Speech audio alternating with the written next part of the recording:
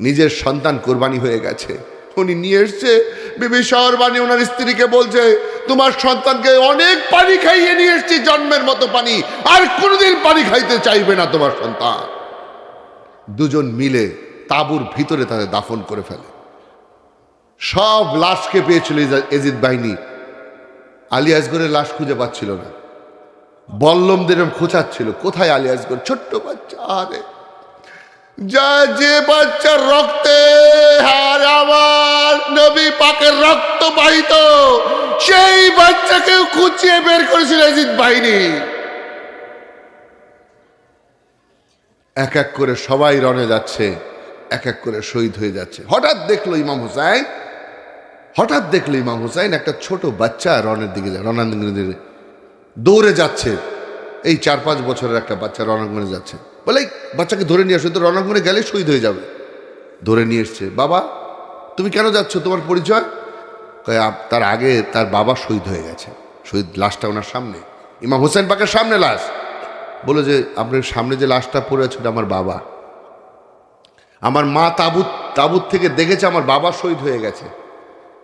ইল্লাল মাওয়াদ দাতা ফিল করবা, আমার বাবা শহীদ হয়ে গেছে, এবার মার তরবারি বেঁধে দিয়েছে আমাকে, এখানে যা এবার তর ফালা, এক বিন্দু আমাদের রক্ত থাকতে হোসাইন পাকের রক্ত বেরোতে দেব না।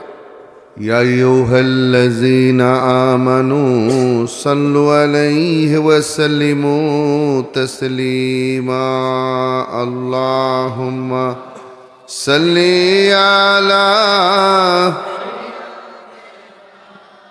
মাওলানা মুহাম্মদ ওয়া আলা আলি সাইয়্যিদিনা শাফিয়ানা মুহাম্মদ। আল্লাহুম্মা সাল্লি আলা সাইয়্যিদিনা মাওলানা মুহাম্মদ ওয়া আলা আলি সাইয়্যিদিনা শাফিয়ানা মুহাম্মদ। রসুলে পাক পাক ভেজে খুদা, দরুদ ও সালাম আলী ও ফাতিমা,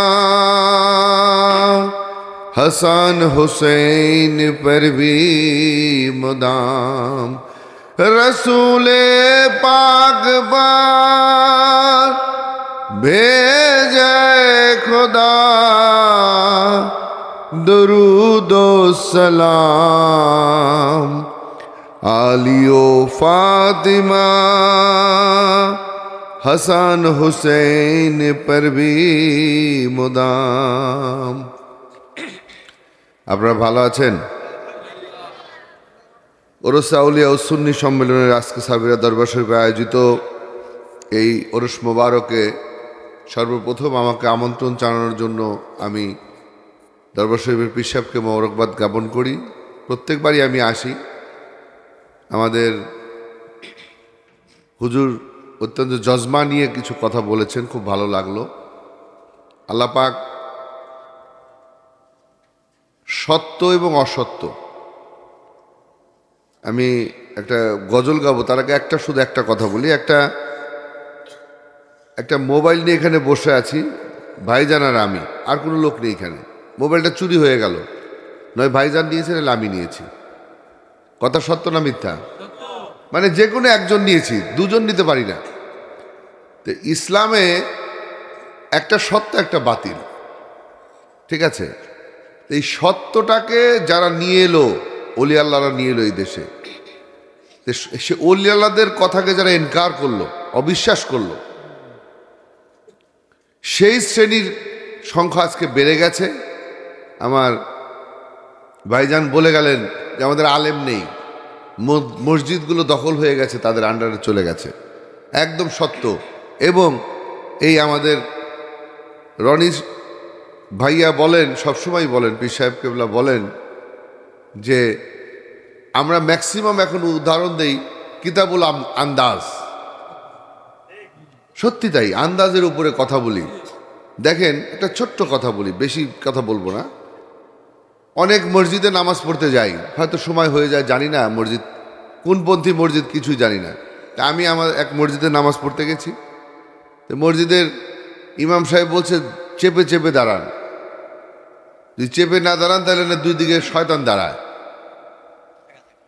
জায়গা থাকলে। তা আমি চিন্তা করলাম যে ইমাম সাহেব যে একা দাঁড়ায়, ওনার চারদিকে কতগুলো শয়তান থাকে। কি কথা সত্য বললাম না মিথ্যা বললাম? এইসব মানে আজগুবি সব ইসলামিক আইন আমরা প্রডিউস করছি, যেগুলো আমি তো শুনে নি, আমার 14 গোষ্ঠীতে গো শুনে নাই। রাসূলুল্লাহ নূর, বিনা দলিল আল্লাহ যেমন এক, বিনা দলিল রাসূলুল্লাহ নূর। কথা সত্য না মিথ্যা?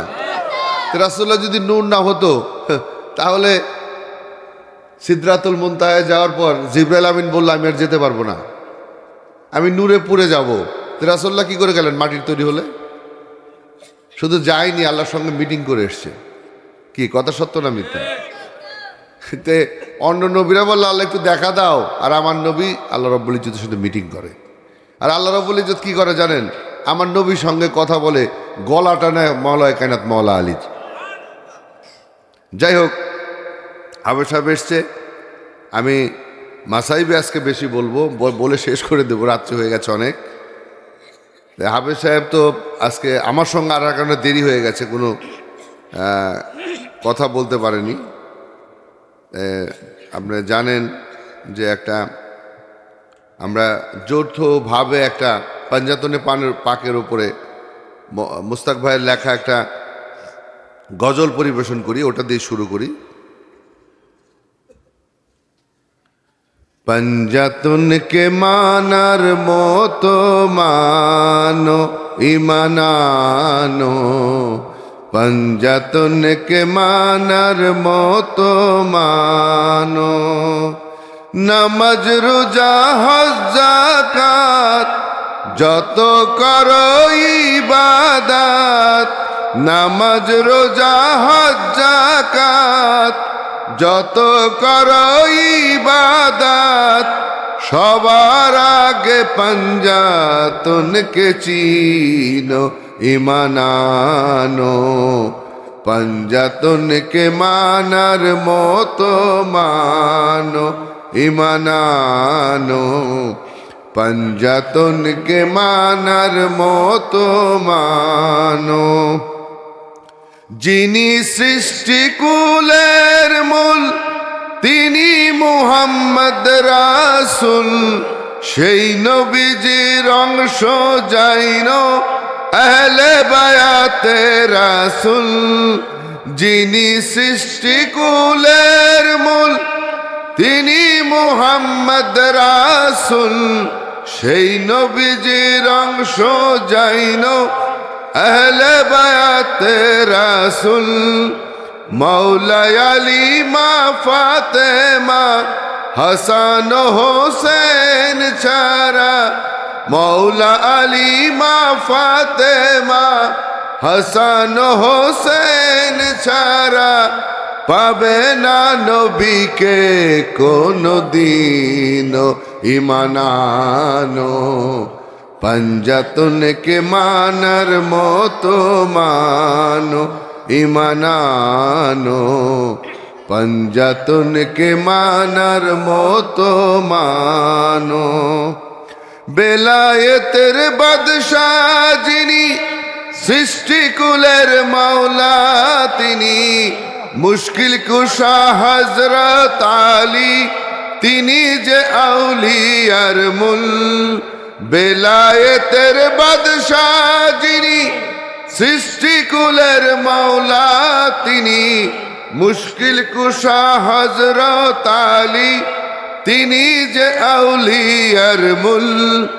না মানিলে তাহাকে হয় না অলি জগতে, না মানিলে তাহাকে হয় না অলি জগতে, পাবে না বেলায়েত কোনো দিন ইমানানো, পঞ্জাতনকে মানার মতো মানো ইমানানো পঞ্জাতনকে মানার মতো মানো যাকে দেখে নূর নবী দাঁড়িয়ে যেতেন তিনি রমণীকুল সেরা তিনি মা ফাতেমা জননী যাকে দেখে নূর নবী তিনি রমণীকুল সেরা তিনি মা ফাতেমা জননী গুপ্ত ধনেরই ভান্ডার মা ফাতেমায় আমার গুপ্ত ধনেরই ভান্ডার মা ফাতেমায় আমার সময় থাকতে তাহাকে চিনো ইমানানো পঞ্জাতনকে মানার মতো মানো ইমানানো পঞ্জাতনকে মানার মতো মানো পড়লে নামাজ খোদার ঘরে রাখলে রোজা জনম ভরে পঞ্জাতনকে না মানিলে হারাবে যে দুই কুল পড়লে নামাজ খোদার ঘরে রাখলে রোজা জনম ভরে পঞ্জাতনকে না মানিলে হারাবে যে দুই কুল দিন ইসলামের হকিকত তরিকতার মারফত দিন ইসলামের হকিকত তরিকতার মারফত হাসিল হবে মানলে পঞ্জাতন ইমানানো পঞ্জাতনকে মানার মতো মানো ইমানানো পঞ্জাতনকে মানার মতো মানো আল্লাহ পাক পঞ্জাতনের ছায়াতলে যেন আমাদের সবাইকে থাকার তৌফিক দান করে দেন। আপনারা এমন একটা জায়গায় বসেছেন, একটা মাদ্রাসা, তাই না? এই মাদ্রাসার নাম কি? মাদ্রাসায়ে আহলে বাইত। খোদার কসম, আহলে বাইত, আহলে বাইত। ধন্যবাদ। আমাদের পীর সাহেব গজলের 100 টাকা দিয়েছেন, মাশাআল্লাহ, আল্লাহ পাক ওনাকে ভালো রাখুক, অনেক দিন আহলে বাইতের খেদমত করুক। আহলে বাইতের এই মাদ্রাসার ক্যাম্পাসে আপনারা বসেছেন, খোদার কসম এই নামের জন্য এই জায়গাটা রিয়াজুল জান্নাহ, শুধু নামের জন্য। মাদ্রাসায় আহলে বাইত। আহলে বাইত এই সম্বন্ধে শুধু দুটো কথা বলবো। দেখেন, শয়তান মকরু মাজাজিল 900 বছর ইবাদত বন্দিগি করেছিলেন আল্লাহ রাব্বুল ইজ্জত। 9 লক্ষ বছর ইবাদত বন্দিগি করেছিলেন। এই 9 লক্ষ বছর ইবাদত বন্দিগি করে আল্লাহর একটা হুকুম মানেনি। কি? আল্লাহ রাব্বুল ইজ্জতের নির্বাচিত যে খলিফা, সে নির্বাচিত খলিফাকে সে মানেনি। কি কথা সত্য না মিথ্যা? হ্যাঁ, তার জন্য কি হয়েছে? নানত হয়েছে তার, তাই না? কি হয়েছে? নানত, জাহান্নামী হয়ে গেছে, কনফার্ম জাহান্নামী। ঠিক না বল? একটা হুকুম পালন না করার কারণে আল্লাহ রাব্বুল ইজ্জত তাকে মার্সি করেননি, ক্ষমা করেননি, তাকে জাহান্নামী করে দিয়েছেন। কি? 9 লক্ষ বছর ইবাদত কোনো মানুষ করতে পারবে? সম্ভব? পসিবল? ইম্পসিবল। 9 লক্ষ তো দূরস্থান, 90 বছরও কেউ করতে পারে না, আমাদের মানুষের পক্ষে সম্ভব না। মূল কারণটা কি? নির্বাচিত প্রতিনিধিকে অস্বীকার করা। সেজদা টেজদা পরে দিন, ওটা বাদ দিন। আমি নির্বাচিত প্রতিনিধিকে অস্বীকার করেছিল যে আমি হচ্ছে নূরের তৈরি, আমি এই লোককে সেজদা করতে পারবো না। ঠিক না বল? ঠিক কিনা? এরকম আর কি ব্যাপারটা। এরকম এসছিল, ফকর এসছিল তার ভিতরে। তো সেই জন্য সে জাহান্নামী হয়ে গেছে কনফার্ম। তো রাসূলুল্লাহ কি নির্বাচিত কিনা বলেন? রাসূলুল্লাহ কি আল্লাহ রাব্বুল ইজ্জতের নির্বাচিত কিনা বলেন? নির্বাচিত। তো রাসূলুল্লাহ যদি নির্বাচিত হয়ে থাকেন, রাসূলুল্লাহ বলেছে হোসাইনুন মিন্নি ওয়ানা মিনাল হোসাইন, হোসেন আমার, আমি হোসাইনের। তাহলে হোসেন আল্লাহ সাল্লাম আর রাসূলুল্লাহর মধ্যে কোনো পার্থক্য রাখেনি রাসূলুল্লাহ। তাই হোসেন আল্লাহ সাল্লামকে মানলাম না, তাহলে নির্বাচিত প্রতিনিধিকে মানলাম। খাতুনে জান্নাত সম্বন্ধে বলেছে আমার দেহের অংশ, ফাতেমা আমার দেহের অংশ, তাকে কষ্ট দিলে আমি কষ্ট পাই, আমি কষ্ট পেলে আল্লাহ কষ্ট পান। তো খাতুনে জান্নাতকে মানলাম না। ফাতেমাতুজ জোহরা, ইমাম হোসাইন, ইমাম হাসান সম্বন্ধে বলেছে যে হাসানের সঙ্গে কথা বললো সেজন্য আমি মোহাম্মদ সাল্লাল্লাহু আলাইহি ওয়াসাল্লাম আমার সঙ্গে কথা বললো, যে হাসানের হাতে হাত রাখলো সেজন্য আমার হাতেই হাত রাখলো। তাহলে এই মওলা সম্বন্ধে তো আর কি বলবো, মান কুনতু মাওলাহু ফাজা আলিউল মাওলা, আমি যার প্রতিনিধি, আমি যার মাওলা, আলীও তার প্রতিনিধি, আলীও তার মাওলা। এদের মানলাম না, প্রতিনিধিদের মানলাম। সমস্ত আহলে বাইত সাহাবাও বটে, কথা সত্য না মিথ্যা?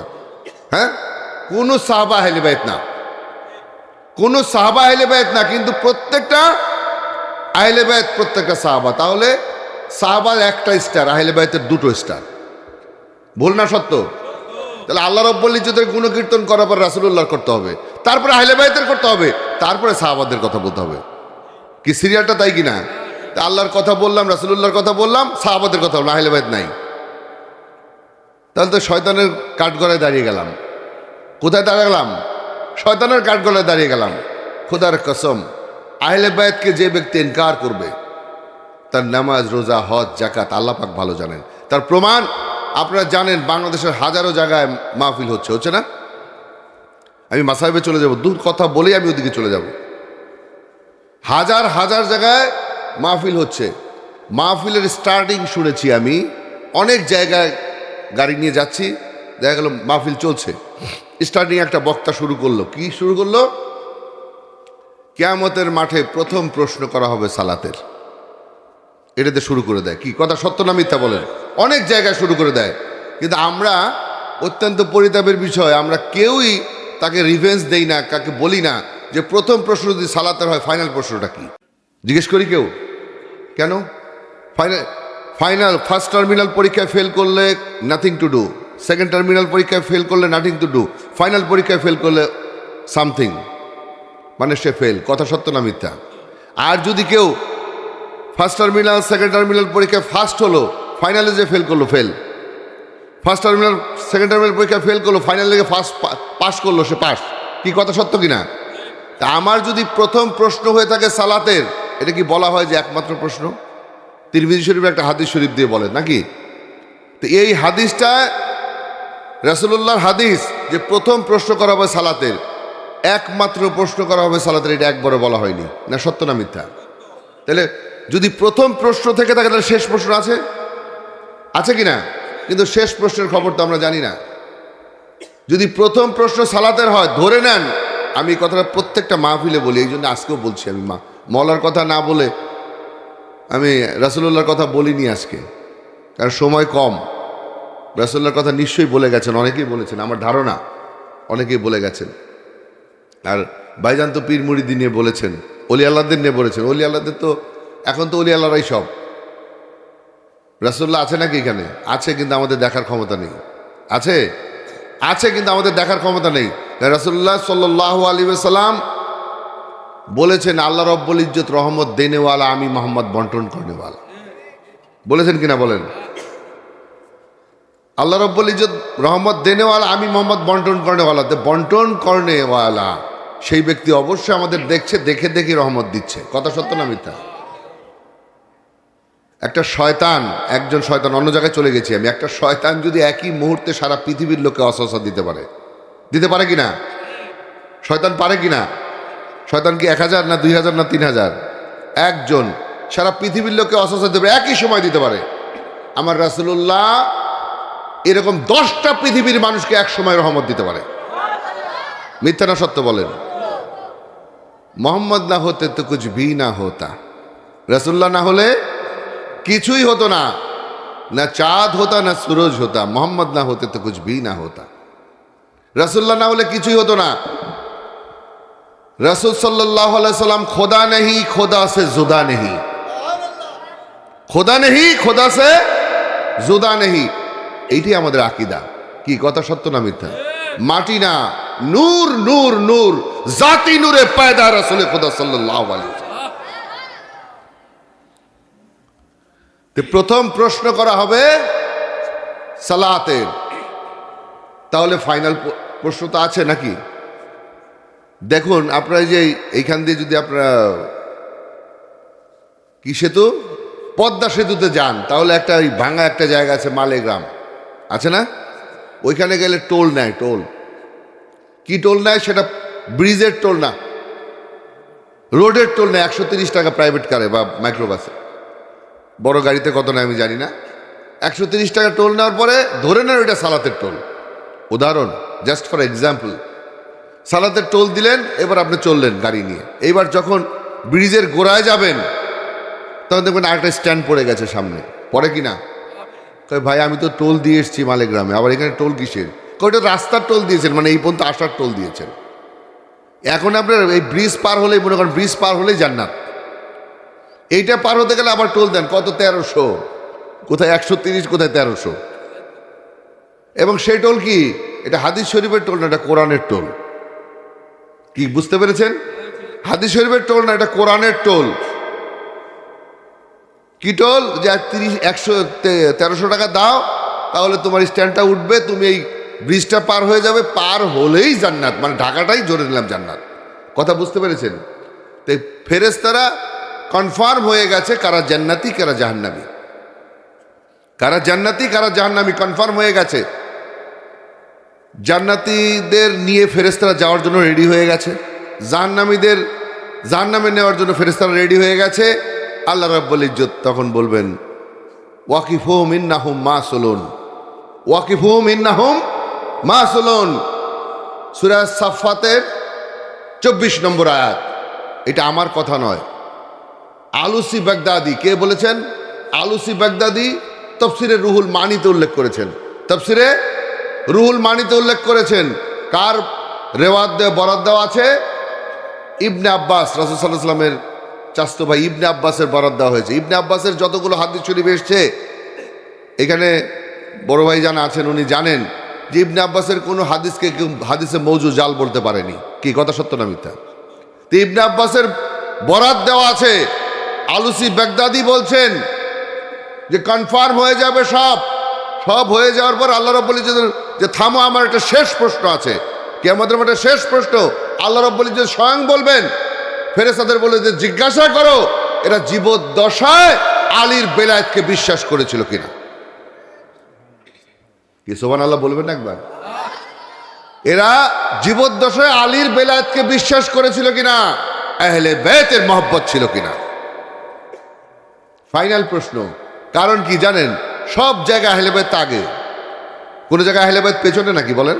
হ্যাঁ, আমার কোরআন তোমাদের মধ্যে দুটো ভারী বস্তু রেখে যাচ্ছি, একটা কোরআন, একটা ইতরত আহলে বাইত। কি কথা সত্য কিনা? যেখানে কোরআন আছে সেখানে আহলে বাইত আছে। যারা আহলে বাইতকে মানে না, কোরআন রেখে দেয় না, ওখানে আহলে বাইত আছে, তারা দেখে না। কি মিথ্যা বললাম না সত্য বললাম? দেখে না। আহলে বাইত আর কোরআন কখনো আলাদা হবে না। যদি আলাদা হতো, যদি আলাদা হতের কোনো সিস্টেম থাকতো, রাসূলুল্লাহ বলে যেত এই দুই বস্তু একই সঙ্গে হাউজে কাউসারের কিনারায় আমার সঙ্গে একত্রিত হবে। তাদের সঙ্গে দুনিয়ায় কিরূপ আচরণ করেছো তারা বলতে থাকবে। যদি আচরণ খারাপ হয়ে থাকে তাহলে কি হবে? আহারে, যত সুন্দর জুব্বাই পরি আর যত সুন্দর টুপি লাগাই, যত সুন্দর সেজে গুজে মানুষের সঙ্গে ওয়াজ করি, কোনো লাভ হবে না, লাভ হবে না। একদম খাস জায়গায় চলে যেতে হবে, যে জায়গার থেকে আর উদ্ধার হবে না। তাই পাঞ্জাতনকে মানার মতো মানো, নাকি? এটা বুঝতে হবে, পাঞ্জাতনকে মানার মতো মানো। আমি আবেগে বলে ফেলেছিলাম আমাদের ন্যাশনাল মসজিদ বাইতুল মোকাররমে যে রশিদের একটা গান আছে, গানটা ভুলে গেছি আমি, গানটা এখন মনে নেই আমার এই মুহূর্তে। যাই হোক, রশিদ বলে ওরে মুসলমান পাঞ্জাতনকে জানার মতো জান। রশিদ বলে ওরে মুসলমান পাঞ্জাতনকে জানার মতো জান। এটা নর্মালভাবে জানলে হবে না, পাঞ্জাতনকে নর্মালভাবে জানার ব্যাপার না। রাসূলুল্লাহ সাল্লাল্লাহু আলাইহি সাল্লাম বলছেন, তোমরা এই বস্তু সম্পর্কে গভীর চিন্তা করিও। কোনটা? আল্লাহর কোরআন এবং আহলে বাইত। গভীর চিন্তা না করলে এই দুটোকে চেনা যাবে না। সাপের মন্তর পড়লে হবে নাকি? হ্যাঁ, সাপের মন্তর বললে হবে না। আপনি যাই হোক, আমি এই এই এই লাইনের কথা না বললাম। আমি জানি যে মাসায়েবটা একটা আমাকে শেষ দেওয়া হয় এই কারণে যে মাসায়েবটা যেন আমি বলি। যে মাসায়েব তো কয়েকটা অংশ আছে। মাসায়েবে হুসাইন আছে আলাইহিস সালাম, আলী আব্বাস আছে, মাসায়েবে মাওলায় কায়নাত আছে, মাসায়েবে খাতুনে জান্নাত আছে। তো এইগুলো চারটা বলতে গেলে ইন্ডিভিজুয়ালি যদি পুরোটা বলতে যায় সকাল হয়ে যাবে পুরো, সেটা তো আর বলতে পারছি না। আমি জাস্ট যেটুকু না হলে নয়, ইমাম হোসেনের মাসায়েবটাই বেশি ভালো লাগে, এটা স্বাভাবিক। ইমাম হোসাইন বিমা করে গেছে পাপি তাপি উম্মতের নাজাতের জন্য। কিয়ামতের মাঠে বিমা করে গেছে। রাসূল সাল্লাল্লাহু আলাইহি সাল্লাম যখন বলেছিলেন, হোসাইনুন মিন্নি ওয়ানা মিনাল হোসাইন, হোসেন আমা হতে আমি হোসেন হতে, আহাব্বাল্লাহ মান আহাব্বা হোসাইন, যে ব্যক্তি আমার হোসাইনকে ভালোবাসে আল্লাহ তুমি তাকে ভালোবাসো। হোসেন আমা হতে আমি হোসেন হতে, হোসেন আমা হতে ঠিক আছে, কারেক্ট। নানা হতে হোসেন, নাতি হতেই পারে। তো নাতি হতে হোসেন মানে নানা মানে, এটা তো কন্ট্রোভার্সির কথা নাকি, বিতর্কিত কথা না? আসলে তা না। ইসমাইলকে কোরবানি করা হয়েছিল না? কোরবানি করা হয়েছিল কিনা? ইসমাইল কুরবানি হয়েছিল? হ্যাঁ, ইসমাইল কুরবানি হয়নি। ইসমাইল কুরবানি হয়ে গেল আমার নবী পাক সাল্লাল্লাহু আলাইহি ওয়াসাল্লাম দুনিয়ায় আসতেন না। উনি দুনিয়ায় আসতেন না, কারণ ওই বংশ থেকেই রাসূলুল্লাহর পয়দা। ঠিক না ভুল? ইমাম হোসেন রু জগতে দেখলেন, যদি ইসমাইল জবিউল্লাহ কুরবানি হয়ে যায় তাহলে আমার নানা দুনিয়ায় আসবে না, এই পাপী তাবির উম্মতের নাজাত হবে না। তাই রু জগতে উনি নিজেই শুয়ে পড়েছিলেন ওই কোরবানিতে। কোরবানি হয়ে গেল, রু জগতে কোরবানি হয়ে গেল, যেটা পরবর্তীকালে মহা কোরবানি বংশধরের উপরে কনফার্ম করা হলো এবং কারবালায় সে কোরবানি হলো। কি কথা সত্য না মিথ্যা? তো রাসূলুল্লাহ এসছে তো ইমাম হোসেন কোরবানি হয়ে যাওয়ার কারণে। তাই বলেছেন, হোসাইনুন মিন্নি ওয়ানা মিনাল হোসাইন, হোসেন আমার আমি হোসাইনের, হোসেন আমা হতে আমি হোসাইন হতে। কথা সত্য না মিথ্যা বলে? Real true, this is true, real true. ইমাম হোসাইন কোরবানি হয়েছে, রাসূলুল্লাহ দুনিয়া এসছে। তাহলে কোরআন এসছে রাসূলুল্লাহ আসার কারণে নাকি? কোরআন কার জন্য এসছে? রাসূলুল্লাহর জন্য সাল্লাল্লাহু আলাইহি ওয়াসাল্লাম। নামাজ কার জন্য এসছে? রাসূলুল্লাহর জন্য। হজ কার জন্য এসছে? রাসূলুল্লাহর জন্য। যাকাত কার জন্য? রাসূলুল্লাহর জন্য। দুনিয়ায় যত ইসলামিক কর্মকাণ্ড যা এসছে রাসূলুল্লাহ, সব কিছুই এসছে রাসূলুল্লাহ আসার জন্য। কথা সত্য না মিথ্যা? হ্যাঁ, রাসূলুল্লাহকে আনলো কে? ইমাম হোসাইন পাক। তাই এইটা হকিকতে কথাটা বুঝে নিবেন। নামাজের হকিকত ইমাম হোসাইন, রোজার হকিকত ইমাম হোসাইন, জাকাতের হকিকত ইমাম হোসাইন। সমস্ত ইসলামিক কর্মকাণ্ড যত ইবাদত বন্দেগী আল্লাহর দরবারে আছে, ইমাম হোসেনকে বাদ দিয়ে কোনো কর্মকাণ্ড হবে না। ইমাম হোসেনের মহব্বত ভেতরে আছে, তো নামাজ আছে, রোজা আছে, হজ আছে, জাকাত আছে, সব কিছু আছে। ইমাম হোসেন নাই তো কিচ্ছু নাই। ইন্নাল হুসাইনা মিসবাহুল হুদা ওয়া সাবিনাতুন নাজা, কালা রাসূলুল্লাহ সাল্লাল্লাহু আলাইহি ওয়াসাল্লাম। আমার নবী পাক বলেছেন, ওয়া মাইয়াদিল্লাহি ফাহুয়াল মুহতাদি। আল্লাহ বলেছেন, আমি যারা হেদায়েত করি সেই হেদায়েত প্রাপ্ত। বলেছেন কিনা কোরআনে? আর রাসূলুল্লাহ বলেছেন, ইন্নাল হুসাইনা মিসবাহুল হুদা ওয়া সাবিনাতুন নাজা, আমার হোসাইনই হেদায়েত, হেদায়েতের বাতি, মুক্তির নৌকা আমার হোসাইন। হেদায়েতের বাতি, মুক্তির নৌকা আমার হোসাইন। তো হোসাইনের মহব্বত না থেকে কিসের হেদায়েত চিন্তা করি? হবে নাকি?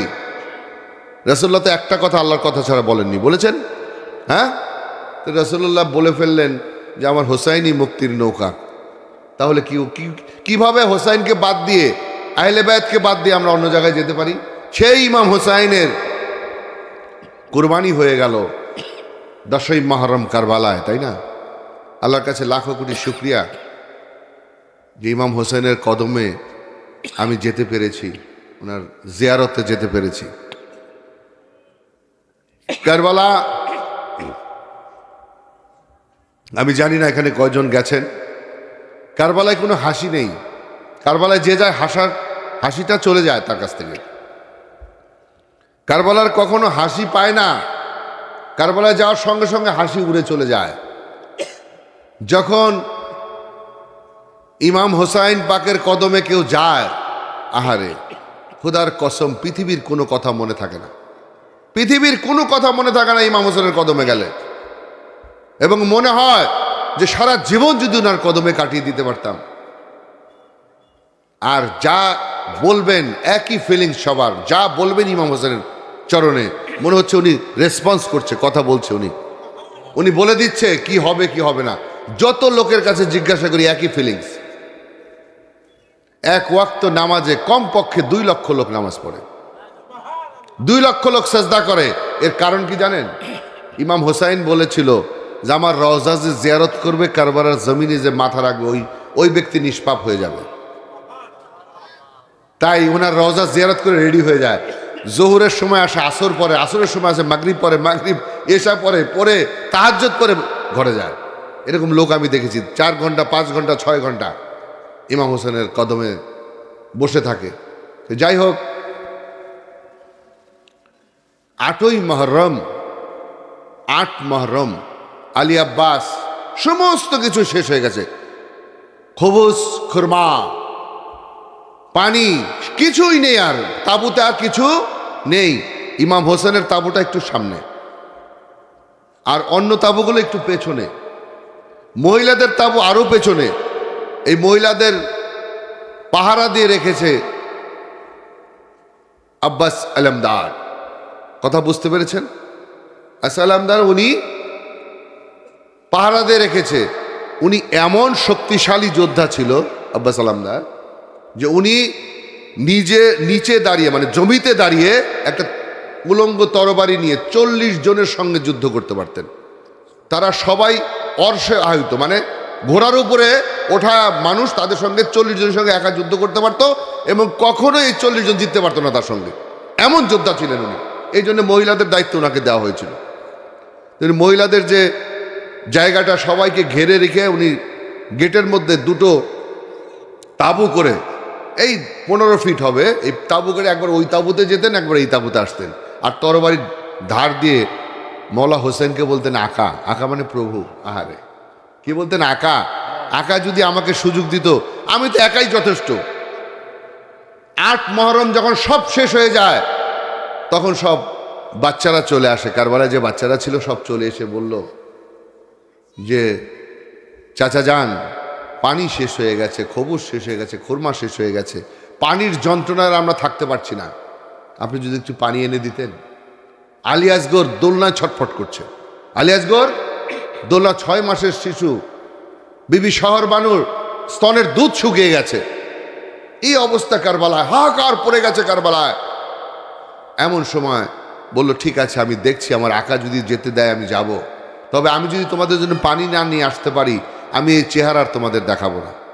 উনি মশকটা নিলেন, একটা তরবারি নিলেন, একটা ঘোড়া নিলেন, নিয়ে ইমাম হোসাইন পাকের তাঁবুতে ঢুকলেন। ঢুকে নত শিরে বলল আকা, বাচ্চারা তো কাতর হয়ে গেছে, আমরাও তো হয়ে গেছি, আর পানি পিপাসা তো এমন পিপাসিত আমরা নিজেরাই হয়ে গেছি, আমরাই বাঁচতে পারছি না, বাচ্চারা কি করে বাঁচবে? আলী আসগর ছটফট ছটফট করছে আর জিব্বা ঘোরাচ্ছে। জিব্বা ঘুরে দেখাচ্ছে যে আমি তৃষ্ণার্ত, 6 মাসের বাচ্চা। এই অবস্থায় বলল ঠিক আছে, তুমি পানি নিয়ে আসো, আমি অনুমতি দিয়ে দিলাম। উনি ঘোড়া নিয়ে যখন টকবক করে ফোরাতে চলে গেল, সমস্ত সৈনিকরা, এজিদি সৈনিকরা সব সাইড হয়ে গেল, ওনার সামনে আসার ক্ষমতা নেই। উনি যে একটা গাছের মধ্যে ঘোড়া বেঁধে নিচে নেমে গেল, মানে পানির মধ্যে নেমে গেল। আমি দেখেছি ওই পানির স্পর্শ আমি করিনি, কল কল করে পানি বইছে, ফোরাতের পানি কলকল করে বইছে।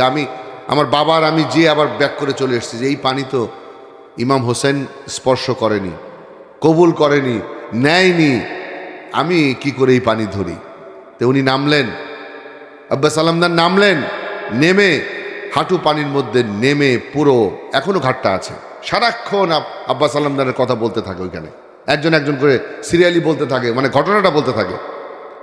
তো উনি মশকে পানি ঢুকিয়ে রাখলেন, রেখে এবার উনি নিজে তো তৃষ্ণার্ত, উনি এক চোল পানি নিয়ে খাবেন। যখন খাবেন তখন দেখছেন এই পানির মধ্যে, আরে পানির মধ্যে সব শিশুদের চেহারা মোবারক ফুটে উঠেছে। বিশেষ করে আলী আকবরের সব চেহারা এমন ভাবে ফুটে উঠেছে, এরাও তৃষ্ণার্ত, এদের রেখে আমি কি করে পানি খাই? পানিটা ফেলে দিলেন। আলী আসগরের চেহারা দেখে পানিটা ফেলে দিলেন। দেখেন এইটাই কিন্তু ইল্লাল মাওয়াদ্দাতা ফিল কুরবা। কোরআনে যেমন ঘোষণা করেছেন কুল্লা আসআলুকুম আলাইহি আজরান ইল্লাল মাওয়াদ্দাতা ফিল কুরবা, ইল্লাল মাওয়াদ্দাতা ফিল কুরবা, প্রাণাধিক ভালোবাসতে হবে, প্রাণের চেয়েও বেশি ভালোবাসতে হবে আহলে বাইতকে। এটা রাসূলুল্লাহর কথা না, স্বয়ং সৃষ্টিকর্তার কথা। আহলে বাইতকে প্রাণাধিক ভালো না বাসলে কি পানি ফেলে দেয়? হ্যাঁ, আব্বাস সালামদার পানি ফেলে দেয় যে প্রাণের চেয়ে এদের বলে এসছে আমি পানি খাওয়াবো, পানি ফেলে দিয়ে ঘোড়া নিলেন, মশকে উঠলেন, অনেক বড় ঘটনা। এবার ছুটলেন তাঁবুর দিকে, কিন্তু এই দিকে এজিদি সৈন্যরা কি করেছে, সামনে তো যেতে পারবে না, প্রচুর খেজুর গাছ ছিল, খেজুর গাছের আড়ালে তরবারি নিয়ে রেডি হয়ে গেছে যে আড়াল থেকে কোপ দেব। ঠিক তাই করলেন। ওনার ডান হাতে মশক ছিল, ডান হাতে প্রথম কোপ দিলেন, ডান হাতটা পড়ে গেল, উনি বাঁ হাতে মশকটা নিয়ে নিলেন। এবার আরেকটা গাছের আড়াল থেকে ওনার বাঁ হাতে কোপ মারলেন, উনি মুখে মশক নিয়ে নিলেন। এবার মুখে মশক যখন নিল তখন অসংখ্য তীর ছোড়া শুরু করে দিল, ঘোড়াকে, মশকে এবং ওনাকে। একটা সময় উনি পড়ে গেলেন ইমাম হোসেনের তাঁবুর প্রায় 200 গজ সামনে পড়ে গেলেন, চিৎকার দিয়ে বললেন আকা। ইমাম হোসেন দৌড়ে বেরিয়ে এলো, দৌড়ে বেরিয়ে এসে দেখো যে মাটির মধ্যে পড়ে আছে আব্বাস আলমদার। সঙ্গে সঙ্গে উনি গোদে তুললেন, মানে কোলে তুললেন। ভাই, সারা জীবন তুই আমাকে আকা বললি, ভাই তোর এই অবস্থা হয়ে গেছে। পানি পড়ে যাচ্ছে, পানি মশক থেকে পড়ে যাচ্ছে। খোদার কসম, এখনো ওনার রওজা শরীফ থেকে পানি বেরোচ্ছে। খোদার কসম, আব্বাস আলমদারের রওজার থেকে এখনো পানি বেরোচ্ছে। 24 ঘন্টা পানি বেরোয় আব্বাস আলমদারের রওজার থেকে। বিষয়টা সার্চ দিয়ে দেখেন, সার্চ দিয়ে দেখা যায়। যাই হোক, পানি পড়ছে। তখন বলল আকা, আমি ওই ছোট বাচ্চাদের বলে এসছি যে আমি যদি তোমাদের জন্য পানি না নিয়ে আসতে পারি আমি চেহারাও দেখাবো না। আমি জানি আমার সময় শেষ হয়ে গেছে, আমি যদি আল্লাহর ডাকে সারা দিয়ে এখন বিদায় নিয়ে নেই, আপনি এখানে আমাকে দাফন করে দেবেন আকা, আমাকে আর কোথাও নেবেন না। ইমাম হোসাইন তাকে জড়িয়ে ধরে বলল, সারা জীবন আমাকে আকা বলেছি, একবার ভাই বলে আমাকে ডাক, আমি তোর কাছ থেকে ভাই শুনতে চাই। আব্বাস আলমদার বলল, ভাইজান, আমি আপনাকে শেষবারের মতো দেখতে চাই। আমার চোখে দুটো তীর ঢুকে গেছে, তীর দুটো বের করে নাই, আমি শেষবারের মতো আপনাকে দেখতে চাই। ইমাম হুসাইন তীর দুটো বের করে নিলেন, সঙ্গে তার চোখ দুটো বেরিয়ে চলে এলো। আলী আব্বাস শহীদ হয়ে গেল। ইন্না লিল্লাহি ওয়া ইন্না ইলাইহি রাজিউন। 8 তারিখে উনি শহীদ হয়ে গেলেন। ইমাম হোসাইন পাক 2 তারিখে কারবালায় পৌঁছেছিলেন। 2 তারিখ থেকে নিয়ে 8 তারিখ পর্যন্ত অনেক সময় অনেক কথা বলতে হয়, এগুলো বললাম না আমি। 9 তারিখ রাত্রিতে ইমাম হোসাইন পাক আব্বাস আলমদার কিন্তু শহীদ হয়ে গেল, বুঝতে পেরেছেন? ওখানেই দাফন হয়ে গেল।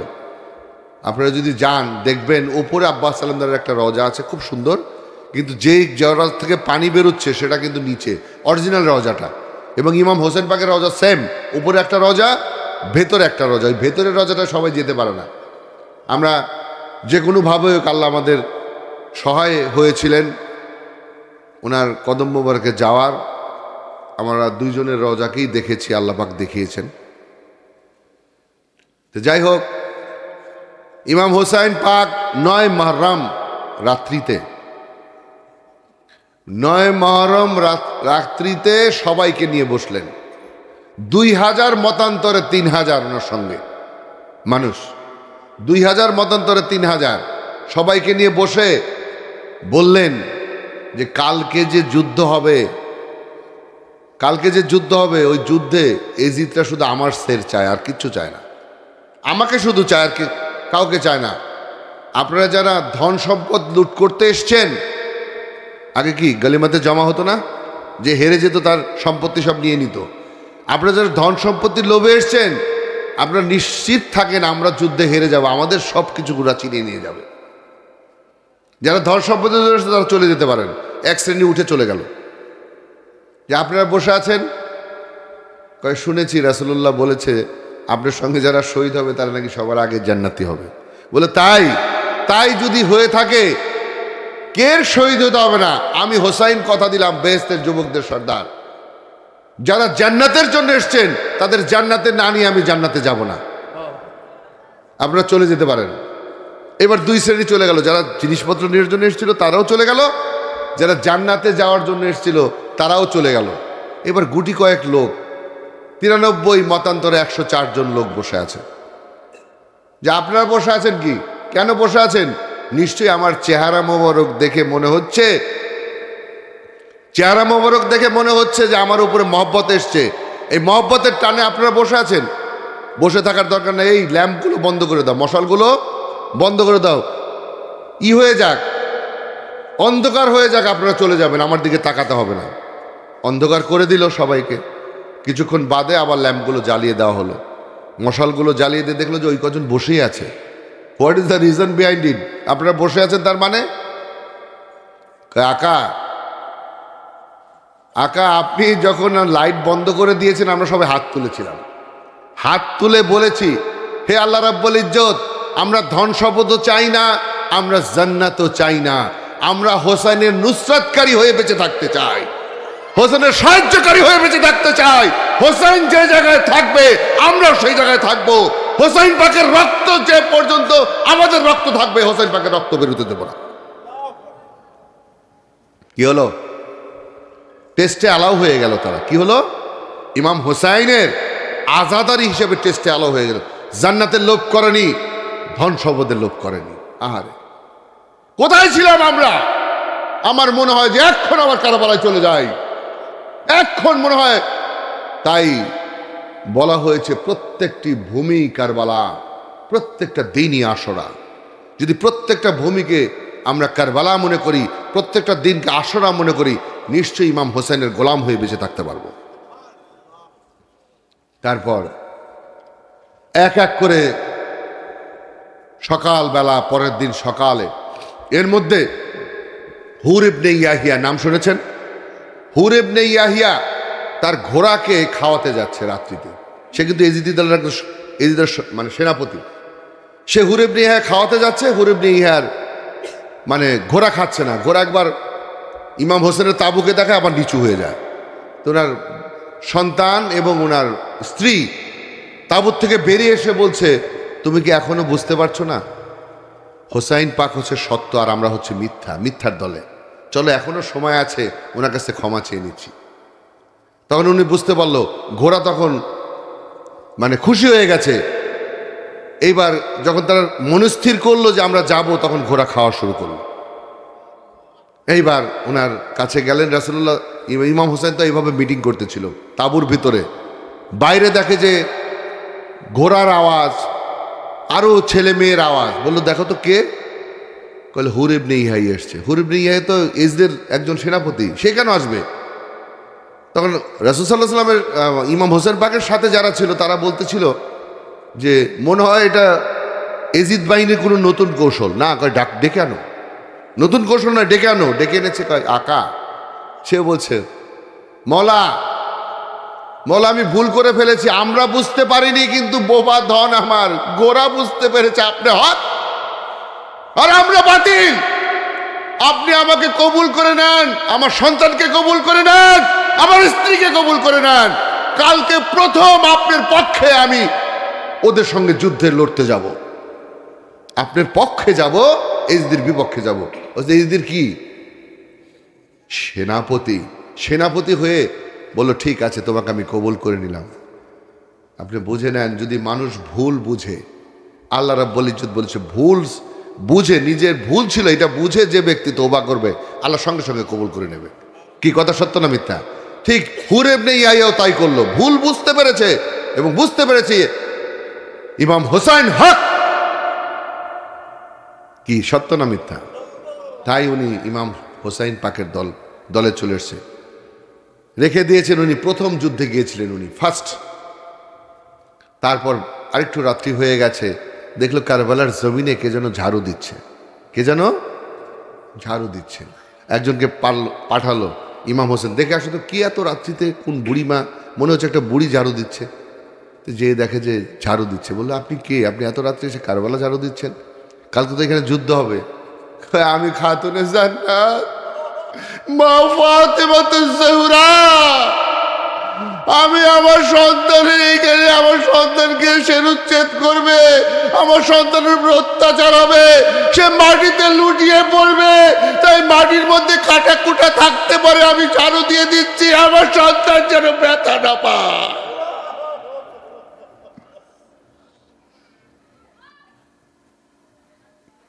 খাতুনে জান্নাত রাসূলে খুদা সাল্লাল্লাহু আলাইহি সাল্লামের কন্যা খাতুনে জান্নাত, যে কিয়ামতের মাঠে ইমাম হোসাইনের রক্ত মুবারক, রক্ত মাখা জামা নিয়ে আল্লাহকে প্রশ্ন করবে, আল্লাহ রাব্বুল ইজ্জত যারা আমার হোসাইন পাককে কাতেল করেছিল তাদের বিচার চাই আমি। আমরা সেই বিচারের আওতায় পড়ব না, আমরা বাদী হয়ে তার সঙ্গে হলো লব্বাইক ইয়া হুসাইন লব্বাইক, আমরা হাজির হয়ে গেছি ইমাম হোসেনের। কথা সত্য না মিথ্যা? পরের দিন সকালে আলী আসগরকে নিয়ে বিবি শহরবানু বলল, এত তৃষ্ণার্ত হয়ে গেছে, তুমি আলী আসগরকে একটু পানি খাইয়ে নিয়ে আসো। আলী আসগরকে কোলে নিলেন ইমাম হোসাইন, নিয়ে আস্তে আস্তে আস্তে গুটি গুটি পায়ে এজিদের তাঁবুর দিকে এগিয়ে গিয়ে বলল, তোমরা কে আছো? আমার আলী আসগর তৃষ্ণার্ত অবস্থায় প্রায় শেষ হয়ে যাচ্ছে, নিবু নিবু হয়ে গেছে তার বাতি, তোমরা একটু পানি দেবে? বলল, নতুন কৌশল করছো হোসাইন? বললেন, আল্লাহর কসম আমি কোনো কৌশল করিনি, তোমরা যদি আমার সঙ্গে তোমাদের শত্রুতা আছে, আমার এই মাসুম বাচ্চার সঙ্গে তো তোমাদের কোনো শত্রুতা নেই, যদি বিশ্বাস না করো তো আমি এই জমিনে রেখে যাচ্ছি, তোমরা একটু পানি খাইয়ে দাও, একটু বাদে এসে আমি নিয়ে যাব। সঙ্গে সঙ্গে হুরমোলা বলে একজন ছিল, ওদের এজিদ বাহিনীর একজন ছিল, প্রচণ্ড বেগে নির্ভুল তীর চালাতে পারতেন, সেই ব্যক্তি তীর চালিয়ে দিল আলী আব্বাসের মুখের মধ্যে। ওনার গোদে ছিল, ওনার বুকের মধ্যে ছিল আলী আব্বাস, আলী আসগর ওনার গোদের মধ্যে ছিল আলী আসগর। ঠিক এই মুহূর্তে যখন তীর এলো, তীর ওনার মুখের মধ্যে ঢুকে কণ্ঠনালী ছিঁড়ে ভেদ করে ইমাম হোসেনের বা পাজরের মধ্যে হাতের মধ্যে লেগে গেল। গায়েবী আওয়াজ এলো যে হোসাইন, তোমার সন্তানের রক্ত যদি জমিনে পড়ে সারা পৃথিবীর কোনো জমিন থেকে আর ফসল হবে না, আর যদি আকাশের দিকে ছুঁড়ে মারো আকাশ থেকে আর বৃষ্টি হবে না। ইমাম হোসেন নিজের সন্তানের আলী আসগরের রক্ত নিজের মুখে মেখে নিলেন। পারবেন কেউ? ইন্নাল্লাহ মা সাবিরিন, এই আয়াতটাই এসেছিল ইমাম হোসেনের ধৈর্যের জন্য। কথা বুঝতে পেরেছেন? ধৈর্যের সঙ্গে আল্লাহ থাকেন, আল্লাহ কনফার্ম করেছেন নিশ্চয়ই আমি ধৈর্যের সঙ্গে থাকি। ওর চেয়ে ধৈর্য এই পৃথিবীতে আর কেউ ধরতে পারেনি ইমাম হোসেনের ধৈর্যের সামনে। কথা সত্য না মিথ্যা? নিজের সন্তান কোরবানি হয়ে গেছে, উনি নিয়ে এসছে, বিবি শহরবাণী ওনার স্ত্রীকে বলছে, তোমার সন্তানকে অনেক পানি খাইয়ে নিয়ে এসছি, জন্মের মতো পানি, আর কোনোদিন পানি খাইতে চাইবে না তোমার সন্তান। দুজন মিলে তাঁবুর ভিতরে তাদের দাফন করে ফেলে। সব লাশকে পেয়েছিল এজিদ বাহিনী, আলী আসগরের লাশ খুঁজে পাচ্ছিল না, বল্লমদের খোঁচাচ্ছিল, কোথায় আলী আসগর? ছোট্ট বাচ্চা, আরে যা যে বাচ্চার রক্তে আর আমার নবী পাকের রক্ত বাহিত, সেই বাচ্চাকেও খুঁচিয়ে বের করেছিল এজিদ বাহিনী। এক এক করে সবাই রণে যাচ্ছে, এক এক করে শহীদ হয়ে যাচ্ছে। হঠাৎ দেখলো ইমাম হুসাইন একটা ছোট বাচ্চা রণের দিকে রণাঙ্গনে দৌড়ে যাচ্ছে। এই 4-5 বছরের একটা বাচ্চা রণাঙ্গনে যাচ্ছে।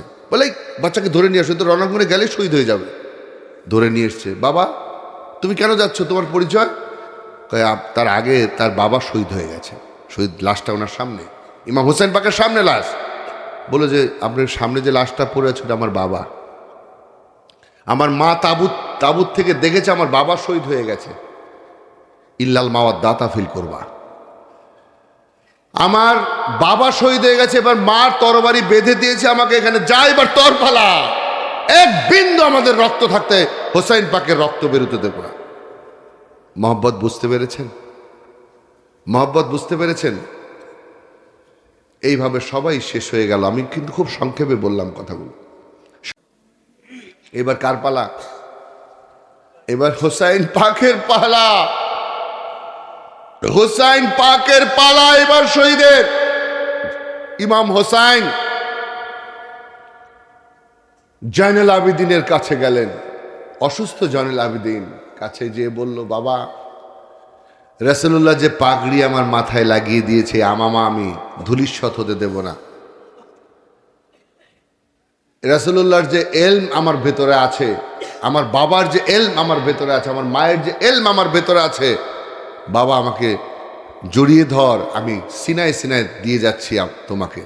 আমার পক্ষে এখন আর দেওয়া সম্ভব, মুখে মুখে বলে শিক্ষা দিয়ে যাওয়া সম্ভব নয়। আহারে, ইমাম ট্রান্সফার করে দিয়ে দিলেন। অনেক ঘটনা, অনেক, আমি এগুলো বলতে চাচ্ছি না এখন। দিয়ে বিবি শহরবানুর থেকে শুরু করে সবার কাছ থেকে বিদায় নিলেন। নিয়ে ঘোড়াটা নিলেন, ঘোড়াটা নিয়ে তরবারিটা নিলেন। রণাঙ্গনে যাবেন ইমাম হোসাইন পাক। ঘোড়ার লাগাম টানে আর ছাড়ে, ঘোড়া একবার উপর দিকে তাকাচ্ছে, একবার নিচ দিকে তাকাচ্ছে। ঘোড়া যাচ্ছে না, কিছুতেই ঘোড়া যাচ্ছে না। হঠাৎ ইমাম হোসাইন নিচের দিকে তাকালেন।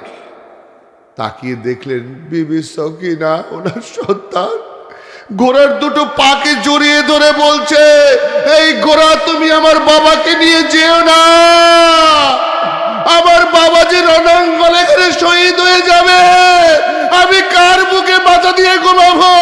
এই ঘোড়া তুমি আমার বাবাকে নিয়ে যেও না। ইমাম হুসাইন ঘোড়ার থেকে নামলেন, নেমে সকিনাকে জড়িয়ে ধরে বললেন, মা তুমি দেখতে পাচ্ছ না আমার নানা জান এসে দাঁড়িয়ে আছে, আমার আব্বা হুজুর দাঁড়িয়ে আছে, আমার মা দাঁড়িয়ে আছে, আমাকে যে যেতেই হবে রণাঙ্গনে। আমি হোসাইন তোমাকে কথা দিলাম, বেলায়েতের শক্তি দিয়ে প্রত্যেক দিন তোমাকে এনে ঘুম পাড়াবো আমি হোসাইন। তুমি তাঁবুতে ফিরে যাও, তোমার মায়ের কাছে যাও, আমাকে যে যেতেই হবে রণাঙ্গনে। ইমাম হোসেন বুঝে বিবি সখিনাকে তাঁবুতে পাঠিয়ে দিয়ে উনি ঘোড়ায় উঠে চলে গেলেন রণাঙ্গনে। এই রণাঙ্গনে ইমাম হোসেন পাক যে পবিত্র দেহ, রাসূলুল্লাহ বলেছে হাউজে কাউসারের পানি দিয়ে ধুইয়ে আমার হোসাইনকে জমিনে এনেছেন আল্লাহ রাব্বুল ইজ্জত। সেই হোসাইন পাককে ৩৩টা বল্লমের আঘাত, ৪৩টা তরবারির কোপ, অসংখ্য তীর মারলেন আমার হোসাইন পাকের শরীরে। হোসাইন পাক ওর মধ্যেও আল্লাহ রাব্বুল ইজ্জতকে সেজদা করতে বলে যান। উনি সেজদা করেছিল। ইমাম হোসেন পাকের অরিজিনাল শাহাদত কাল্লা কাতেলের ঘটনা আমি বলতে পারি না, বলতে গেলে আমি নিজেই আমার হুঁশ থাকে না, আমি কেমন যেন হয়ে যাই, আমার জন্য ক্ষমা করবেন। ইমাম হোসাইন যখন দেরি হচ্ছিল, দেরি ইচ্ছা করে টর্চার করছিল ওনাকে, মানে দেরি করে ওনাকে কাতেল করা হবে, বুঝতে পেরেছেন? মানে ইন্টেনশনালি তাকে দেরি করাচ্ছে, কারণ এই তরবারির আঘাতের কষ্ট বেশি পাচ্ছে না উনি কষ্ট বেশি পাচ্ছে কিনা। এই মুহূর্তে ইমাম হুসাইন বলেছিল, সীমারকে উদ্দেশ্য করে বলেছিল, কে কাতেল করেছিল?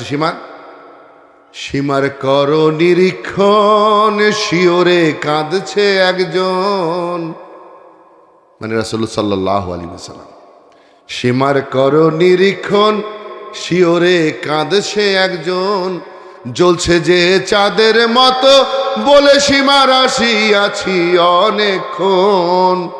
তুই শোন রে সীমার বলি তরে, ভয় নাই আমার অন্তরে, মরা দেহে খঞ্জর মারলে কি লাভ হবে, সীমার তা জানো না রে। আমার শহীদের আর সাধন আমি পাইয়াছি এখন, ডান বামে খাড়া দুইজন। মওলায়ে কায়নাত খাতুনে জান্নাত সীমার করো নিরীক্ষণ, শিওরে কাঁদছে একজন। আমার ইমাম হোসেন যখন কাতেল হয়ে যায়, শিওরের রাসূলুল্লাহ স্বয়ং দাঁড়িয়েছিলেন। ডান দিকে খাতুনে জান্নাত, বাঁ দিকে মওলায়ে কায়নাত দাঁড়িয়েছিলেন। ওনার শিরচ্ছেদ করার পর শেরটা শের মোবারককে নিয়ে কুফার উদ্দেশ্যে রওনা হয়েছিল, ঠিক না ভুল? যখন রওনা হয়েছিল পথের মধ্যে সন্ধ্যা হয়ে গেল, কারণ উনি তো জোহর এবং আসরের নামাজের আগে এবং জোহরের পরে কোন একটা সময় উনি শাহাদত বরণ করেছিলেন। তখন সন্ধ্যা যখন হয়ে গেল, ইহুদি নেসারার বাড়িতে বেশি হয়ে গেল, ইহুদি নেসারার বাড়িতে উনি সব শেরকে নিয়ে এই 22,000 সৈনিক বসে আছে, কিন্তু ইমাম হোসেনের সেটটা ইহুদি নাসারার কাছে দিয়ে দিল। ইহুদি নাসারাদের সন্তান দিয়েছে, যদি এই শের হারিয়ে যায় কালকে তোর সেটটা নিয়ে নেব। ইহুদির অবস্থাটা কি? অবস্থা তো খারাপ, তাই না? তো যাই হোক, উনি রাখলেন সেই হোসাইন, যার কাছ থেকে আমার জাতি সন্তান পেয়েছিল, সেই হোসাইন। সেই মহব্বত তার ভিতরে চলে এসছে। তো ইমাম হোসেনকে বলল যে তোমরা কত টাকা চাও? যত টাকা চাও তত টাকা দেব, হোসেনের সেটটা আমাকে দাও। বলল না, এটা টাকা দিয়ে হবে না, এটা মানে স্যাম্পলিক হিসাবে নিয়ে যাচ্ছে কুফায়, এই যে দরবারে নিয়ে যাবে, তারপর নিয়ে দেখাবে যে হোসেন পাককে জবাই করে দেওয়া হয়েছে। ওনার একটা টেবিলের উপর ওনার সেটটা রেখে ঘরটা ভালো করে আটকিয়ে দিয়েছে। ভালো করে আটকিয়ে দিয়ে ইমাম হোসেনকে দেখছে। হঠাৎ দেখলেন ল্যাম্পগুলোর তেল শেষ হয়ে যায় না, ল্যাম্প মানে মশালগুলোর তেল শেষ হয়ে গেছে, বেশি রাত্রি হয়ে গেছে, তেল শেষ হয়ে গেছে। যখন ওগুলো নিভে গেছে, ইমাম হোসেনের চেহারা মোবারকের থেকে যে তাজাল্লি বেরোচ্ছে, যে আলো রোশনাই বেরোচ্ছে, পুরো ঘর আলোকিত হয়ে গেছে, খণ্ডিত দেহ। এবং উনি সূরা হাশর তেলাওয়াত করছেন, ওনার জবান থেকে সূরা হাশর তেলাওয়াত করছেন। তো এইটা কি মুসলমান দেখছে না ইহুদি দেখছে? কিসের জন্য দেখছে? মহব্বতে দেখছে। কথা সত্য না মিথ্যা? হোসেন পাকের উপরে মহব্বত করলে কি দেখেন? মুসলমান কি একজন ইহুদি সেই ইমাম হোসেনকে এইভাবে দেখছে। আর আমরা যদি মহব্বত করতে পারি, ইমাম হোসেন হাত ধরে জান্নাতে নিয়ে যাবে। কথা সত্য না মিথ্যা? জান্নাতে নিয়ে যাবে, হাত ধরে জান্নাতে নিয়ে যাবে। খোদার কসম, ইমাম হোসেনকে যে চিনেছে তার দেহ জাহান্নামের আগুনে পুড়তে পারে না। একটু বাদে দেখলো একটা পাখি এসে ঢুকে ইমাম হোসেনের শের মোবারককে আদর করছে। একটা পাখি। এই ইহুদি নাসারা চিন্তা করছে, এই ঘরে কি করে ঢুকলো পাখি? ঘর তো আমি এয়ার টাইট করে ফেলেছি, হাউ ইট ইজ পসিবল? নিশ্চয়ই এটা পাখি না, এটা অন্য কিছু। জিজ্ঞেস করছে, এই আপনার পরিচয় কি? এই পাখি, আপনি এসছেন কিভাবে এলেন? আপনি কে? বললো আমি খাতুনে জান্নাত, মা ফাতেমা তুজুর, আমার সন্তানকে জবাই করে দেওয়া হয়েছে, আমি একটু আদর করার সুযোগ পাইনি, তাই ইহুদি নাসারা আমি তোমার ঘরে এসেছি আমার সন্তানকে একটু আদর করে দেওয়ার জন্য। তাহলে কি হিরো জগতে একজন ইহুদি নাসারা সে খাতুনে জান্নাতকেও দেখে ফেললেন। তার একটু বাদে আরেকটা পাখি এসে আরেক সাইডে বসে আদর করছে। বললো আপনি আবার কে এলেন? বললো আমি মওলায়ে কায়নাত, হোসেনের পিতা। আমার হোসেনকে কারবালায় জবাই করে দেওয়া হয়েছে, কিন্তু আমরা সুযোগ পাইনি ওকে একটু আদর করার, তাই তোমার ঘরে ঢুকেছি, আমাকে একটু আদর করার সুযোগ করে দাও। আদর করছে। একটু বাদে আরেকটা পাখি এসছে, আরেকটু বড়, সেটাও এসে আদর করছে। বললো আপনি আবার কে? বললো আমি দু জাহানের সরদার রাসূল খুদা সাল্লাল্লাহু আলাইহি সাল্লাম, আমার নাতিকে শহীদ করে দেওয়া হয়েছে, আমার নাতিকে শহীদ করে দেওয়া হয়েছে। আমি এই জন্য আদর করতে এসেছি যে এই পৃথিবীর সর্বশ্রেষ্ঠ মানুষ আমার হোসেন সবার আগে জান্নাতে যাবে। আমি হোসেনকে জান্নাতে না রেখে আমি রাসূলুল্লাহ নিজেও জান্নাতে যাব না। এই হচ্ছে ইমাম হুসাইনের মর্যাদা।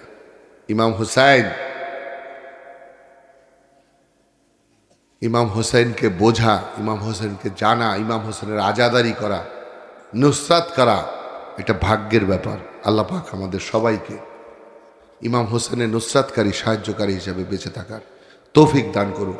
ওয়া আখিরান আলহামদুলিল্লাহি রাব্বিল আলামিন। আসসালামু আলাইকুম।